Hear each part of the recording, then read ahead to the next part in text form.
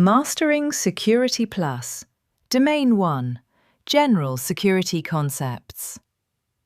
Welcome to Mastering Security Plus, where we break down CompTIA Security Plus step by step for better understanding. Today, we're starting with Domain 1, titled General Security Concepts. Domain 1 has 4 subtopics. 1.1. Compare and contrast various types of security controls. 1.2. Summarize fundamental security concepts. 1.3. Explain the importance of change management processes and the impact to security. 1.4. Explain the importance of using appropriate cryptographic solutions. Let's begin with 1.1. Compare and contrast various types of security controls. Let us get started with section 1.1, titled Compare and Contrast Various Types of Security Controls. In Security Plus, security controls are simply the things we put in place to protect systems, data, and people. For exam purposes, they are grouped into 2 main areas: categories of security controls and control types. The categories of security controls are technical, managerial, operational, and physical. Technical controls are security tools built into systems that automatically protect data and restrict access, such as firewalls, encryption, and multi-factor authentication, MFA. Managerial controls. Managerial controls are policies and decisions made by management to guide security, such as security policies and risk assessments. Operational controls. Operational controls are the day-to-day procedures people follow to maintain security, such as training, incident response, and backups. Physical controls. Physical controls are measures used to protect physical access to buildings and equipment, such as locks, cameras, and security guards. The last topic for section 1.1 is the control types, and we have 6 of them as: Number 1. Preventive controls. Preventive controls stop security problems before they happen. Number 2. Deterrent controls. Deterrent controls discourage attackers from attempting access. Number 3. Detective controls. Detective controls identify security problems after they occur. Number 4. Corrective controls. Corrective controls fix security issues after they have been detected. Number 5. Compensating controls. Compensating controls provide an alternative security measure when the primary control is not possible. And finally, number 6, directive controls. Directive controls tell users what actions they must follow to maintain security. And that wraps up 1.1. Compare and contrast various types of security controls. We've covered the main categories of controls: technical, managerial, operational, and physical, along with the different control types, including preventive, deterrent, detective, corrective, compensating, and directive. Now that we understand how security controls work, let's move on to section 1.2. Summarize fundamental security concepts. Let us continue with section 1.2, titled Summarize Fundamental Security Concepts. The first concept we will discuss is confidentiality, integrity, and availability, also known as the CIA triad. Confidentiality means making sure information is only accessible to authorized people. It focuses on preventing unauthorized access to data. Examples of confidentiality controls include passwords, multi-factor authentication, encryption, and access permissions. Integrity means ensuring that data remains accurate, complete, and unaltered unless changed by an authorized person. It protects data from being modified, deleted, or tampered with improperly. Examples include hashing, checksums, file permissions, and version control. Availability means ensuring that systems, applications, and data are accessible when needed. Authorized users should be able to access information without interruption. Examples of availability controls include backups, redundancy, fault tolerance, and disaster recovery plans. Together, confidentiality, integrity, and availability form the foundation of information security. A strong security program must balance all three to properly protect systems and data. The next fundamental security concept we will discuss is non-repudiation. Non-repudiation means ensuring that a person or system cannot deny having performed an action. It provides proof that a specific action occurred and who performed it. In security, non-repudiation is important for accountability and trust. It ensures that actions such as sending a message, approving a transaction, or accessing a system can be traced back to the responsible party. Common methods used to achieve non-repudiation include digital signatures, audit logs, timestamps, and certificates. These controls create evidence that actions were performed and recorded. Non-repudiation is widely used in financial systems, legal agreements, and secure communications where proof of actions is required.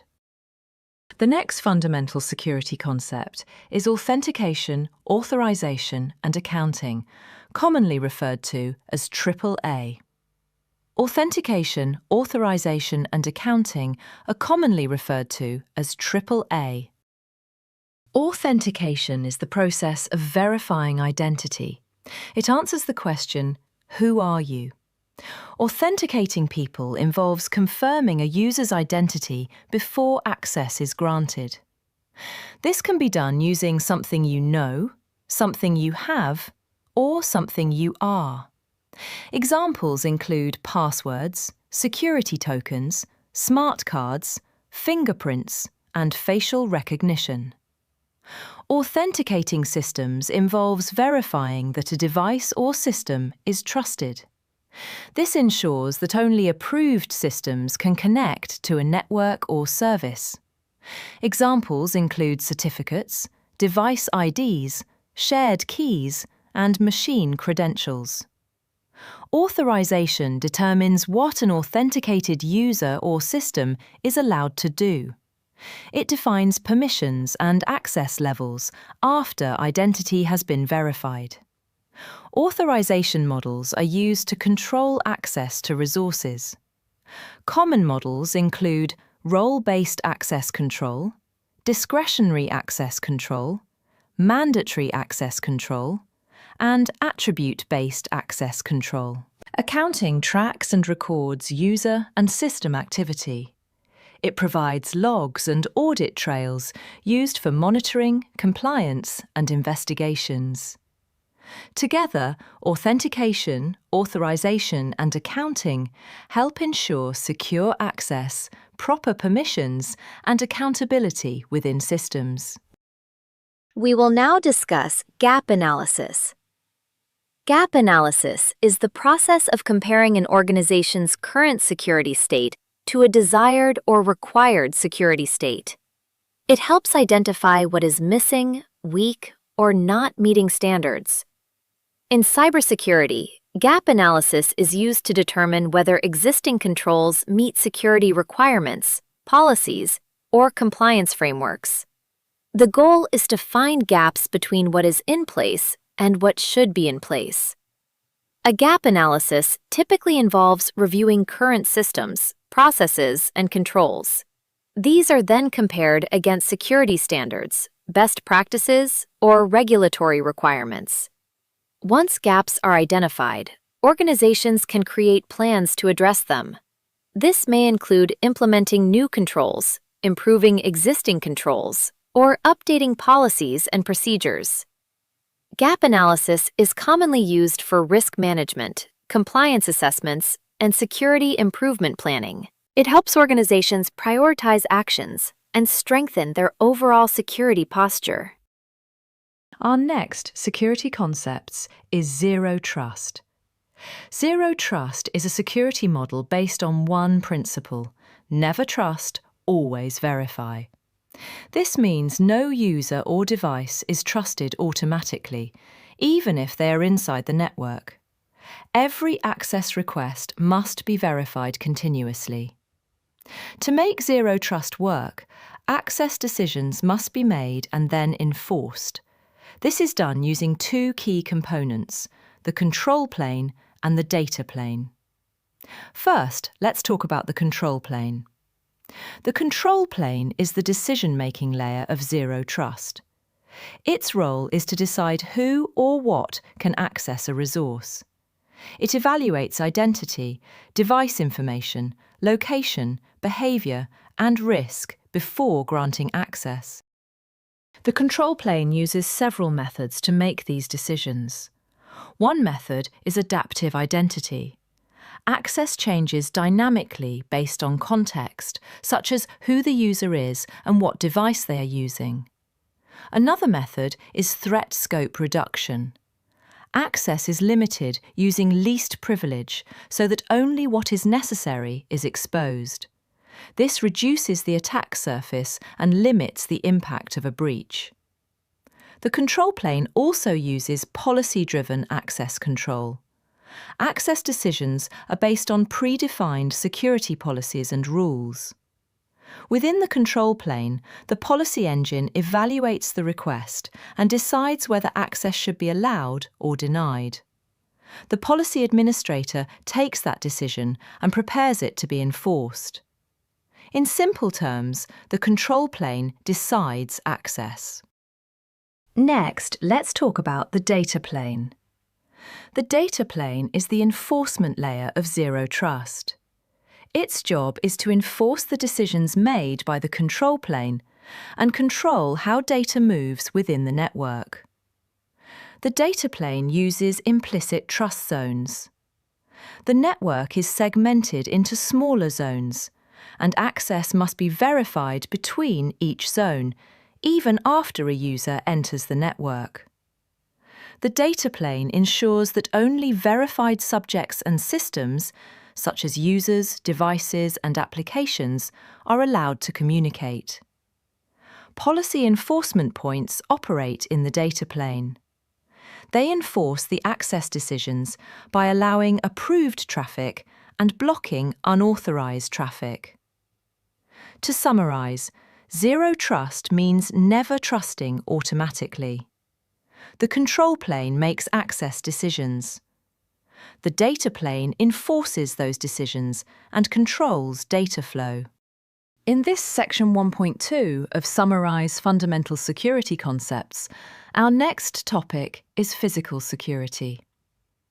Physical security focuses on protecting facilities, equipment, and people from physical threats. Physical security controls are used to prevent unauthorized physical access and detect intrusions. The physical security controls to study for the exam are the following.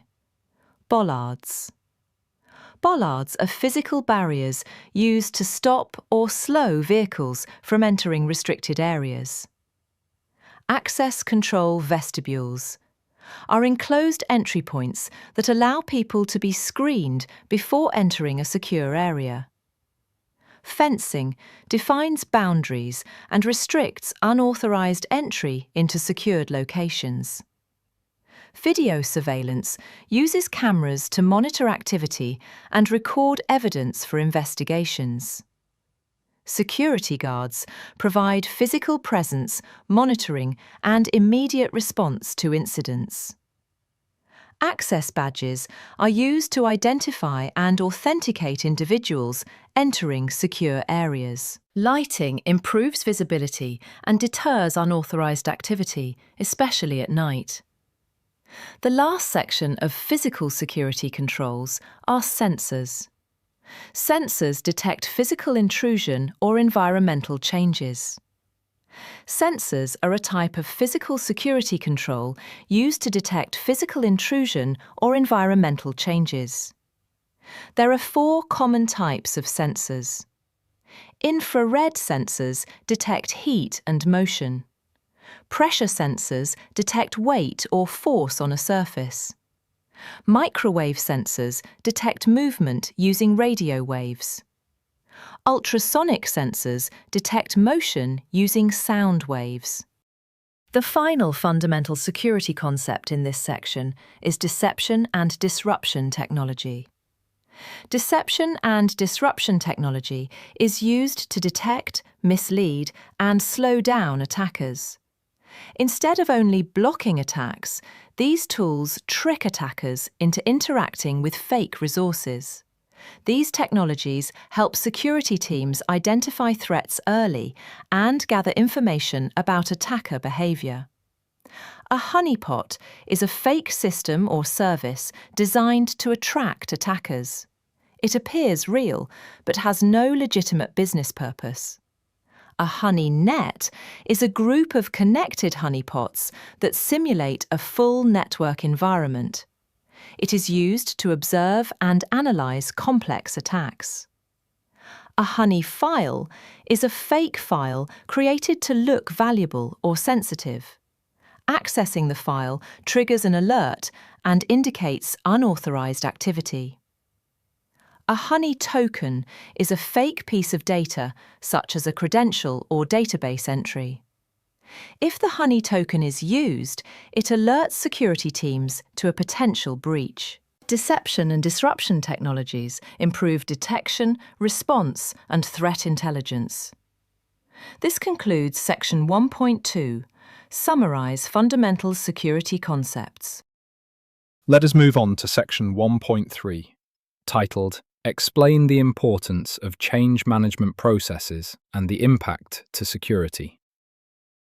This section explains why change management is critical to security and how poorly managed changes can introduce vulnerabilities, cause system outages, or lead to compliance violations.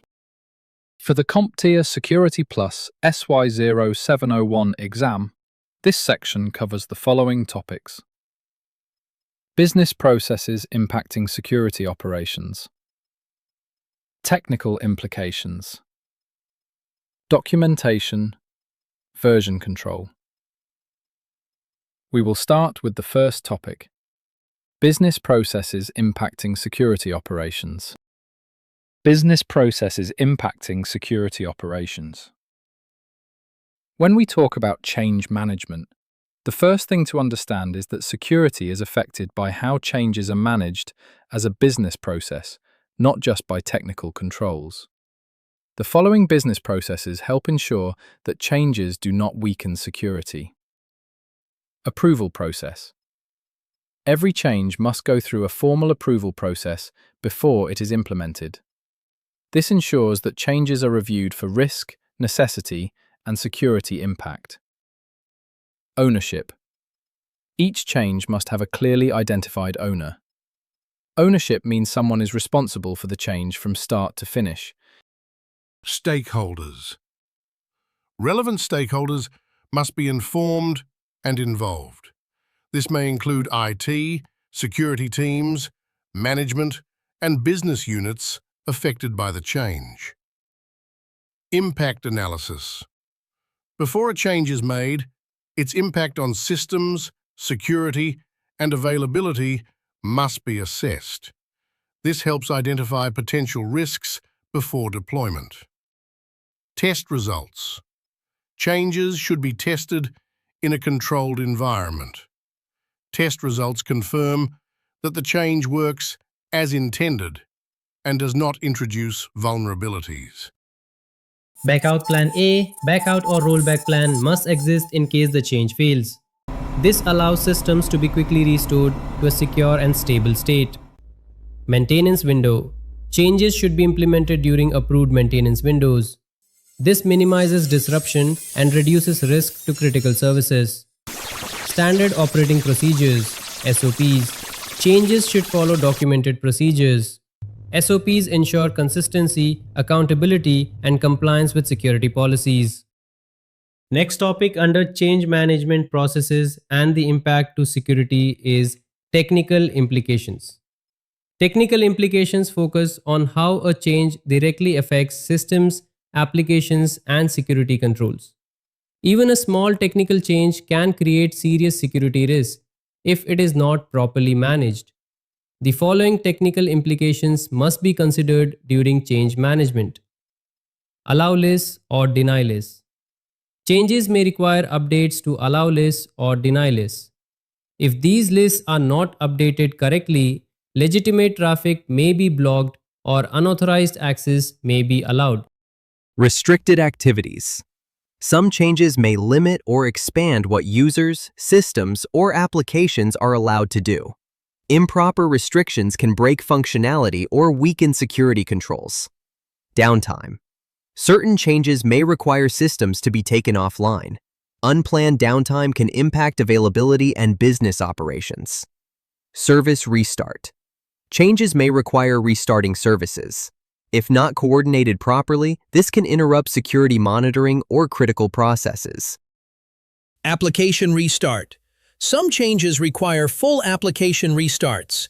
This can temporarily disable security features or user access. Legacy applications. Older applications may not support modern security controls. Changes can unintentionally break legacy systems or expose vulnerabilities. Dependencies. Systems often depend on other services or applications. A change in one component can negatively affect dependent systems if not properly assessed. The next topic is documentation.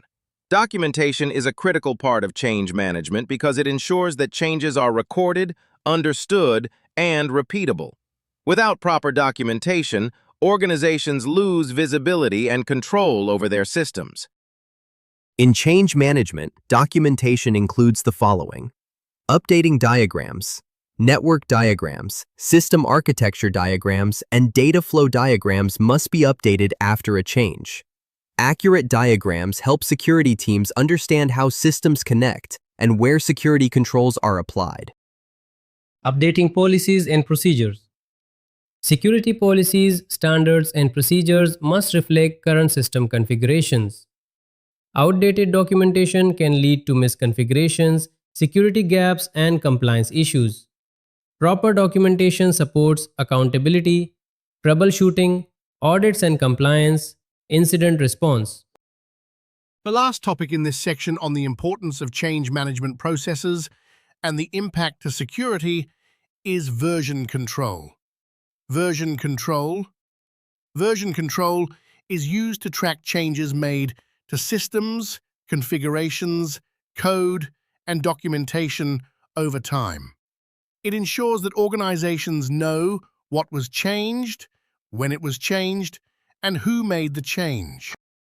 From a security perspective, version control is important because it maintains a history of changes, allows systems to be rolled back to a previous secure state, helps identify unauthorized or improper changes, supports accountability and auditing, reduces configuration errors and security drift. Proper version control ensures that changes are controlled, traceable, and reversible, which directly supports system security and stability. This completes Section 1.3, the importance of change management processes and the impact to security. In this section, we examined how structured change management protects security by ensuring that changes are approved, assessed, documented, controlled, and traceable. Proper change management helps prevent security gaps, system outages, and compliance failures. Understanding these concepts is important not only for the Security Plus exam, but also for real-world security operations, where unmanaged changes are a common cause of incidents. We are now in section 1.4, the final section of Domain 1 of the CompTIA Security Plus SY0-701, titled Explain the Importance of Using Appropriate Cryptographic Solutions. Let's get started. The cryptographic solutions we will talk about are public key infrastructure, encryption, tools, obfuscation, hashing, salting, digital signatures, key stretching, blockchain, open public ledger, and certificates. The first cryptographic solution is public key infrastructure, commonly known as PKI.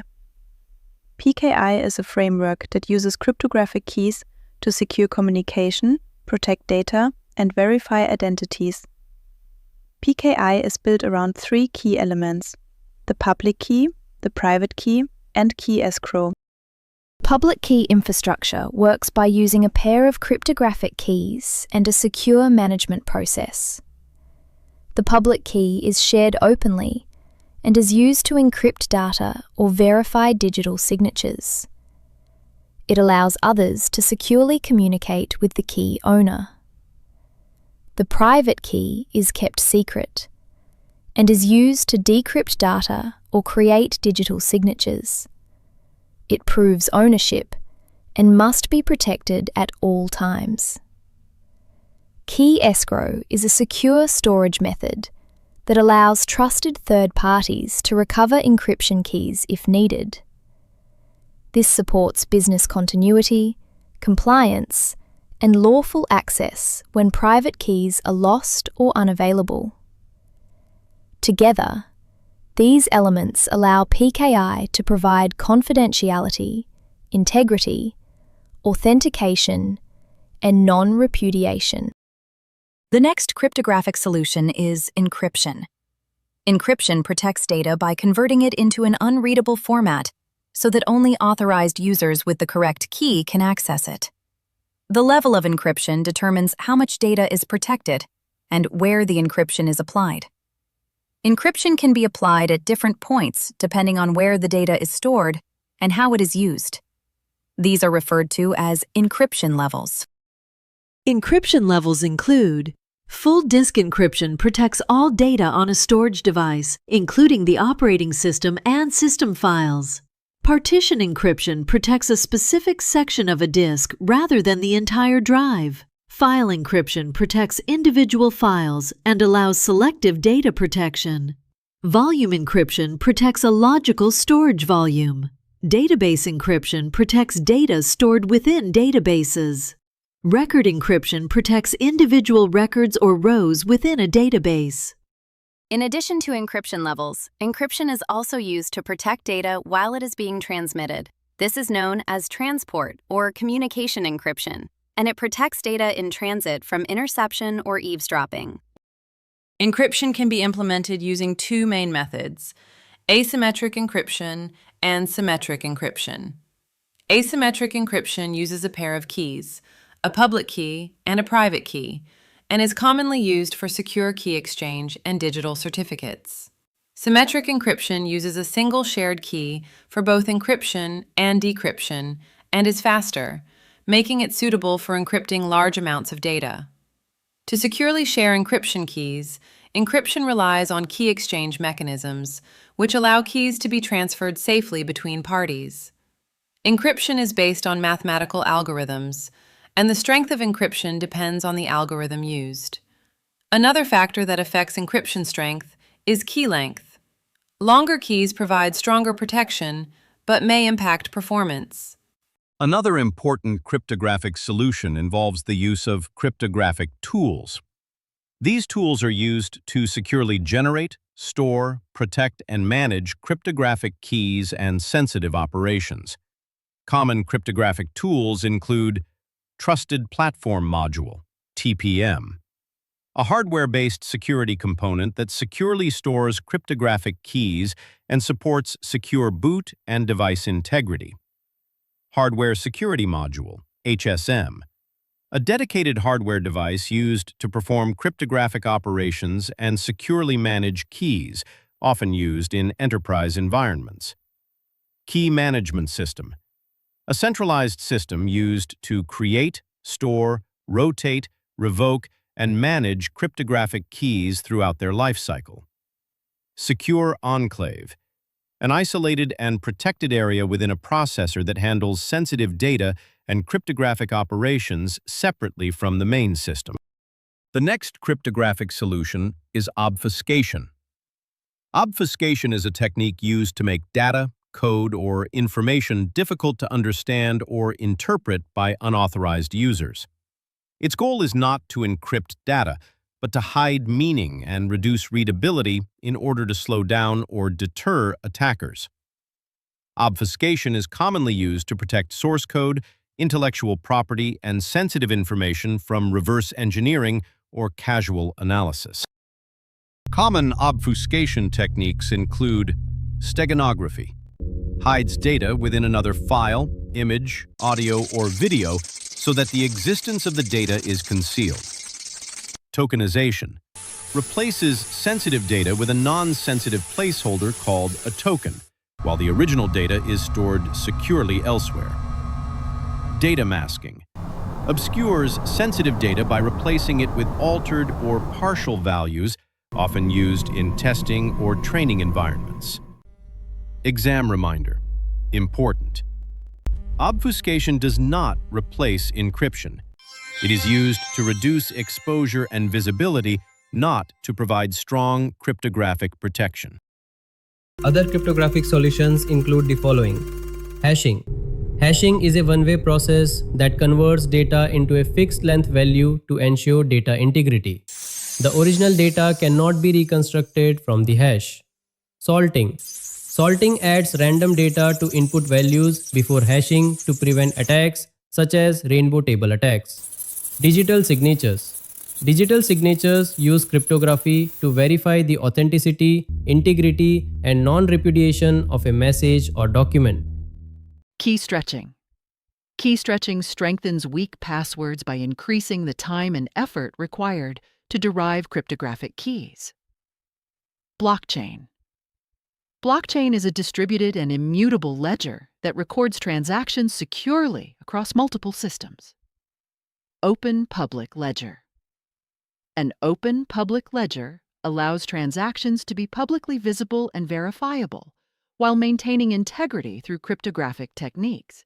Certificates are the last topic under cryptographic solutions.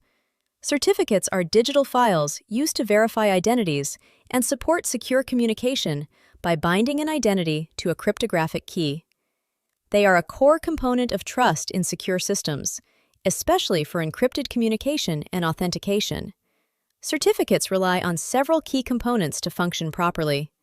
Certificate authorities, CAs, trusted organizations that issue and sign certificates to verify identity. Certificate signing requests, CSRs. Requests generated by an entity to obtain a certificate from a certificate authority. Certificate validation. The process of confirming that a certificate is trusted, valid, and not expired or revoked. Certificate revocation. The process of invalidating certificates that are compromised or no longer trusted. Together, these components allow certificates to support authentication, confidentiality, integrity, and trust across secure systems. This completes Domain 1 of the CompTIA Security Plus SY0-701 exam. In this domain, we covered foundational security concepts, security architecture, and cryptographic solutions. Next, we will move into Domain 2, titled Threats, Vulnerabilities, and Mitigations. See you there.